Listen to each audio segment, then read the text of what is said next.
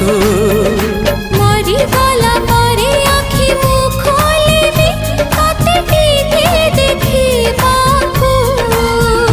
सामुकारू तते साउटी आनिची तू एमिति कामती अनुची कथा प्रथम थर मु सरग जाइछि जीती तो आगरू चली नाही मो बाटरे केही हाँ तो परे तू आउ केही नाही हाँ तो परे तू आउ केही नहीं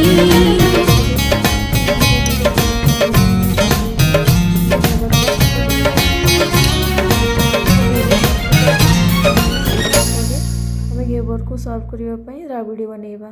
क्षीर को बहुत टाइम फुटेला परे सेठी चीनी दे बहलिया हो गला परे आमर राबिड़ी प्रस्तुत हो फ्रिज रे 5-10 मिनिट रखी देकी तापर आम घेवर उपर सर्व करवा घेवर उपर